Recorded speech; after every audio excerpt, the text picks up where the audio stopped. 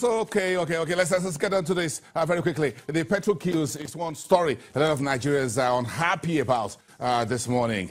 Stories coming in through newsroom says Petro queues resurfacing along the roads in Lagos. In Abuja, of course, folks are also complaining, and other parts of the country, this is beginning to become a bit unsettling. Well, let's get to look at the retail, the big retailers in our markets. These are the big seven sisters, as we call them, in the Nigerian market. Look at the share prices yesterday, and we're going to see how this will begin to pace out from today when the market begin to digest the latest shortage of petrol products. Corn oil, that's a share, a grey of 28. These are the big boys. These are not the ones on strike, so to speak.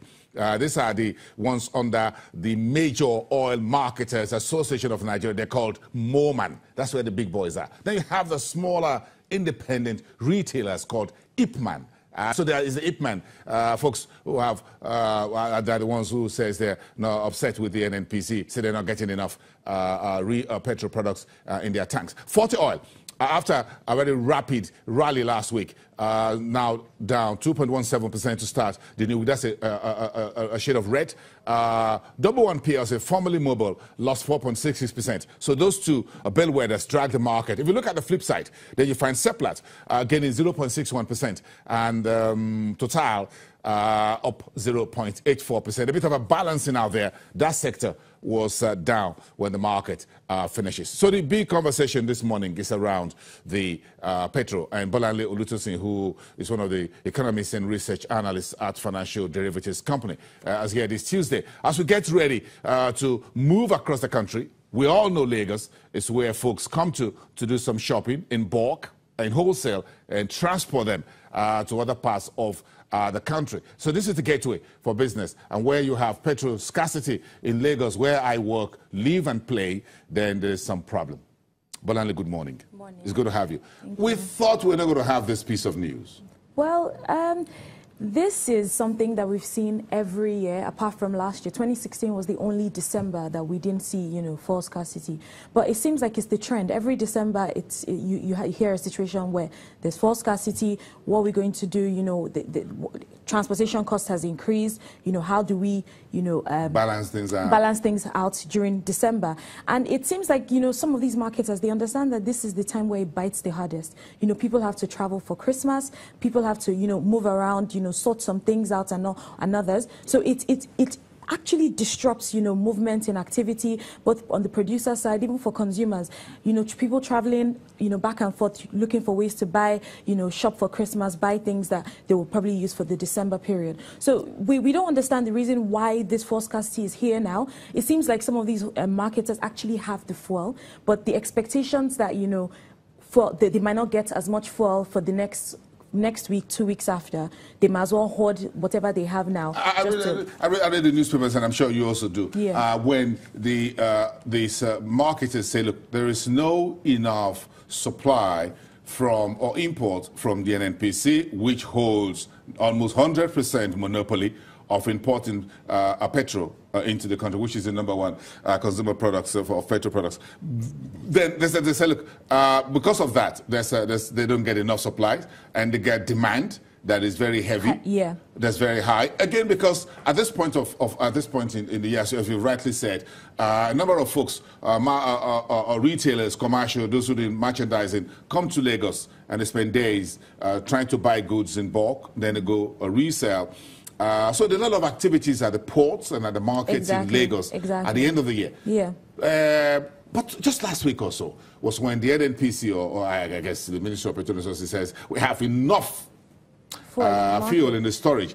We obviously have to really try to understand what goes on between or within this market, between marketers and the NNPC. On one hand, NNPC do we really is saying, know what's going on? We actually don't really understand what's going on. On one hand, the NNPC is saying, there's enough fuel in the market, there's enough supply, and they're not going to increase prices, because that's the fear of most consumers now. Some people are thinking, okay, there's no fuel now. But everyone's concern is, would fuel price increase, petrol price? What are the implications of that? At some point, we saw an increase to about 145 naira per litre. What do we expect for the future? Do we expect that fuel prices will actually go up and all that? But at the same time, on one hand, marketers are saying something, but it seems like it's at this point that the government needs to come in to make sure that they actually tackle whatever the issue is between the marketers and the NNPC. We never seem to get the real truth about this. For sure. It's always what we read on the pages of the newspapers that we take home. We don't seem to know truly what is going on and who to believe. But let's unpack it a little bit very slowly.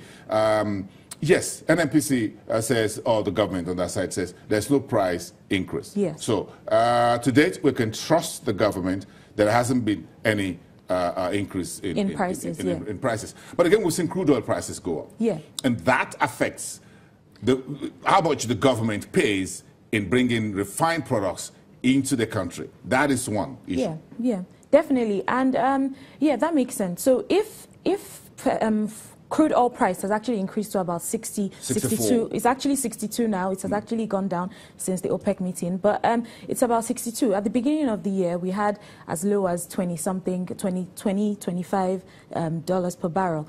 But obviously, that hasn't been factored into the prices that the marketers are actually importing this crude oil product. So it seems like this act of hoarding fuel is a cry for help. We're importing at very high prices.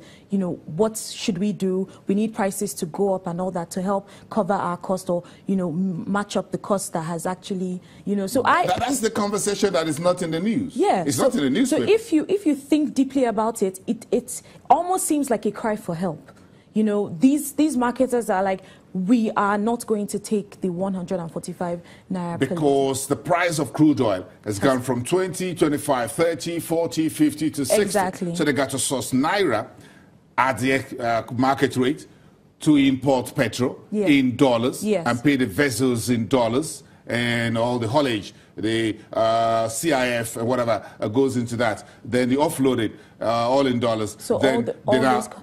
So there's a problem there for them. Yeah, there is. And NNPC claims that the ex-depot price is about 133 now. Yes. So we're not really sure if that's actually the price these marketers are facing, or it's way higher than that, or their margins are just way smaller than what they expect. So, and the outcome of the OPEC meeting also feeds into this. A lot of the marketers are thinking, okay, all prices are they're going to continue to increase. They've extended output cuts to 2018 year end, and some of these factors they're taking it in. And marketers, think of yourself as a